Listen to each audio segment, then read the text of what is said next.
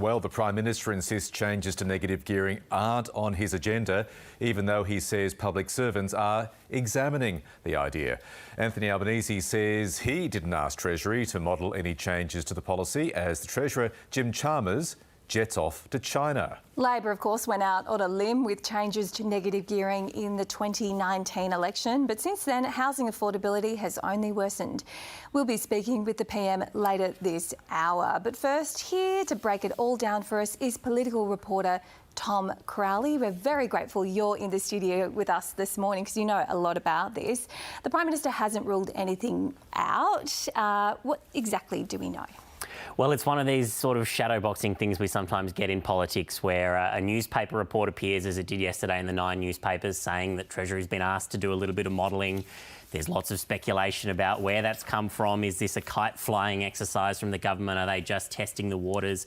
I think the reason there's such a frenzy is because ever since Labor dropped negative gearing after 2019, there's been this speculation about will it make a comeback.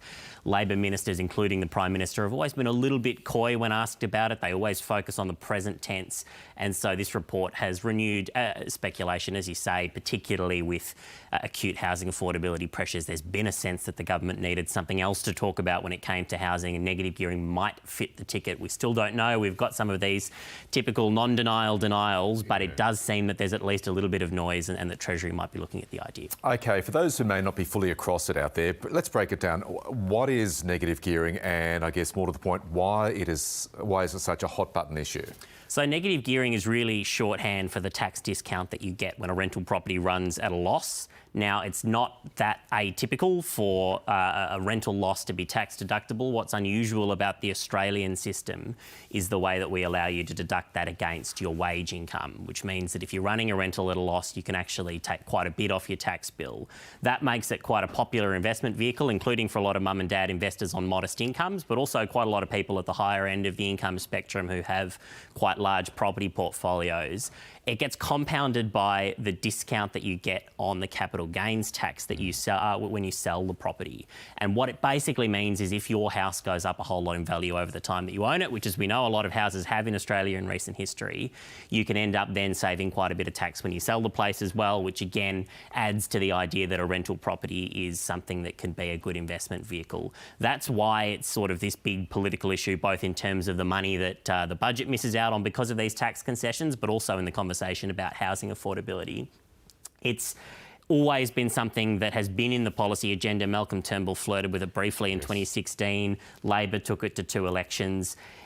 What Labor took in 2019 was a policy that would essentially restrict it in a future-facing way, that it would be basically just for new builds going forward, that people who were already negatively gearing wouldn't be affected. So whether that's what Labor will consider, again, we're unsure. The Greens have an idea about capping the number of properties you can negatively gear. There are a few different ways you could go in this space. So do we have a definitive answer on what the effect might be on housing and particularly on supply, as the Prime Minister is quite concerned about? We don't, but it will certainly be the big question. I think when it comes to supply, it depends on how you design the policy. So if the government does do something like restrict negative gearing to new builds only, it could make an argument, as it did last time, that you're helping housing supply because you can still negatively gear as long as you're willing to build a new house, essentially.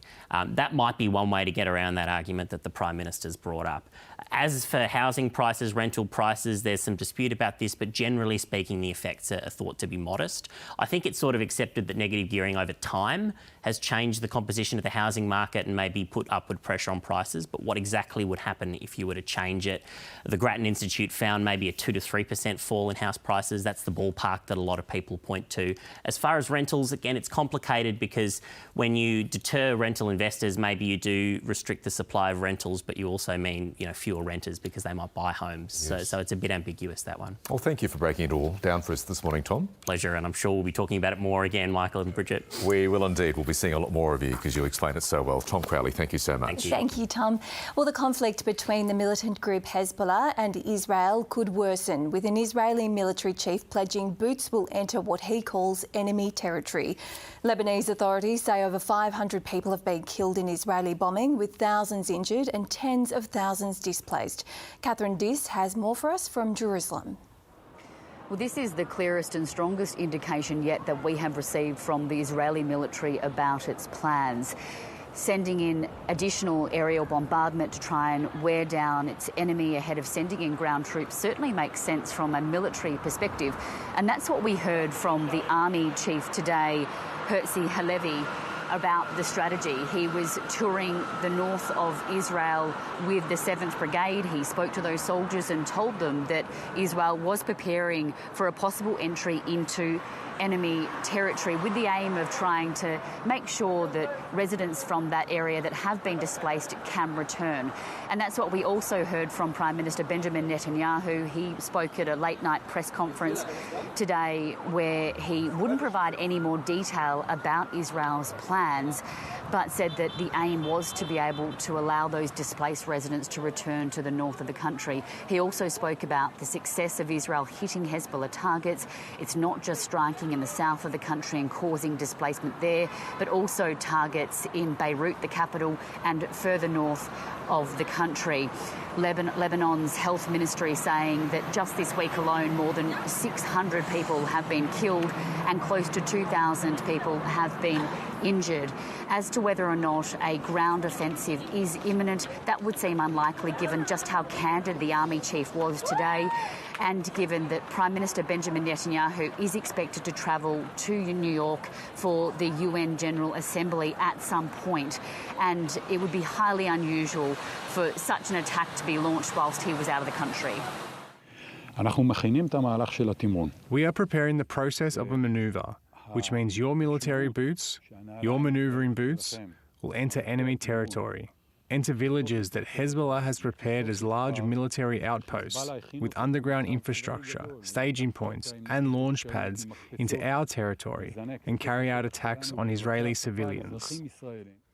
That's the latest on the Middle East conflict. More on that over the course of the show. Let's go to other news this morning. And the New South Wales Police Force is facing allegations of a toxic workplace culture after more than a dozen officers came forward with claims of bullying, nepotism and a disregard for mental health. But the force says it would be inappropriate to comment on individual cases, but adds it does not tolerate bullying and harassment. A lawyer representing accused Easey Street killer Perry Karoumboulos says he will not fight extradition to Australia. The 65-year-old Australian Greek national was arrested in Rome last week, accused of murdering Suzanne Armstrong and Susan Bartlett in Melbourne in 1977.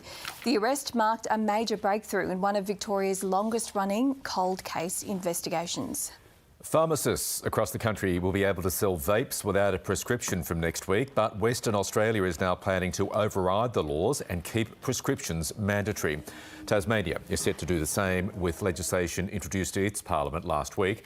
Pharmacies will be able to sell vapes containing nicotine to anyone aged over 18, where a pharmacist deems it is clinically appropriate. Northern Territory industry groups say they need more details about the government's new home grants before they celebrate the scheme as a win for buyers. The country Liberal government is offering first-time buyers up to $50,000 to build or buy a new home. Buyers will need to live in their homes for at least 12 months, but there won't be a cap on the build price.